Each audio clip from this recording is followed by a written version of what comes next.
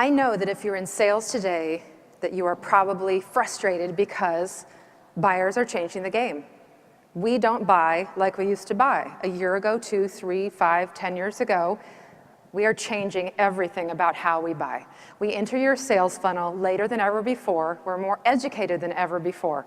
We don't answer the phone like we used to. We don't respond to emails like we used to. So what are you supposed to do? How do you break through to today's buyer in an overly saturated media environment? We are becoming a business casual society with this graying of the lines. And it is fantastic, but what that means is your customers feel that same way. So you can't approach them as a business anymore, first, out of the gate. Otherwise, 90% of them are like, I don't believe a word this person's saying to me. And they're using all these buzzwords. So we have to flip that on its head and be a real, authentic, live, breathing human being who's flawed and wonderful and unique, and then move into salesperson mode, because we don't trust salespeople, and then move into company mode. So everything's flipped on its head. After hundreds and hundreds of years of being exactly the same, the last 5 years have done this. The A in spades stands for authenticity. I mentioned it before. You may think authenticity is an overused word, but it is crucially important today. It is one of the major factors in us deciding whether or not we trust you and like you, is if you are authentic and if we can see you as a relatable, trustworthy human being.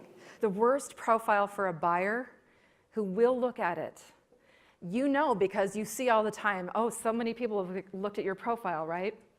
So it does matter.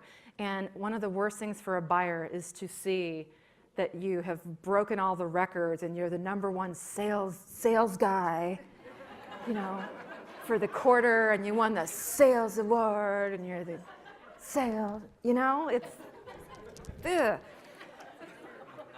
So write your profile as if you're writing it to me and I am a bazillion-dollar potential customer. Remember this face.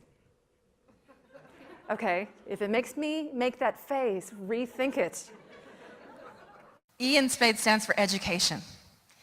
There's never been a time in our history where we as a culture have more access to information thanks to the internet than we do right now. So your clients, your prospects come to you more educated than ever before, which means that they're coming to you later in the sales process. It's compressing your sales funnel. And the longer the sales funnel, the better chance you have of forming a relationship and the better chance you have of not being commoditized. And so she's doing her thing and she pulls out, what's the first thing they do, like the seatbelt or something? She's like going over, like, these are the safety features, blah, blah, blah, and I go like this to her.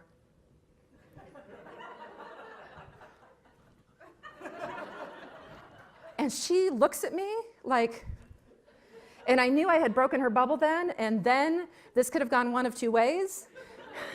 I was either getting a free cocktail out of this, or the marshal was going to come and remove me from the plane. So, ladies and gentlemen of the jury, what say you? Has Laura destroyed boring sales techniques? Guilty? Guilty. Thank you, Laura. Round of applause for Laura. You can take a seat. So, Laura is clearly a 20%er. She's going to survive the zombie apocalypse even, apparently. But so many of us, that urge that she still gets to just do it the easy way, and she fought that urge, and now she has that template, so she can reuse it. It's not going to be like every single time you have to do something creative and think outside the box, and you don't have time for that, I get it. In your marketing, you mentioned those two things. We are going to make you look so good for hiring us, and it is going to be easy to work with us. Those are the two solutions they want more than anything else. And then you can compete on more than just price. And I never, ever had aspirations to become a professional speaker. I was one of those people that would have rather swallowed glass. But these salespeople, the book resonated, and they said, will you come and speak to us? And I thought, oh, heck no, no, no, no. And the more I got asked, the more I said, yeah, I need to go do this. I need to be helpful. They want more of this and so forth. And I began to really love it and love seeing the light in their eyes when they go, why did nobody ever tell us this? My book, Don't Become Extinct, Join the Sales Evolution, is differentiation. And as a buyer for a bazillion years, I'm still sold at all the time. And what I see is a lot of salespeople coming at me with these messages that don't differentiate themselves from their bazillion competitors. And so one of the things that I like to help them with is how to tell their message differently, how to humanize their message so they don't sound like a corporate robot delivering marketing speak and use all these buzzwords.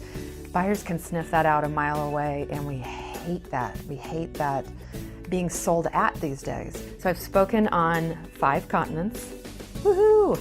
Australia, no. I want to go to Australia. But I've had the pleasure of helping a lot of audiences of salespeople and business owners all over the world, because buyer behavior is frustrating everywhere.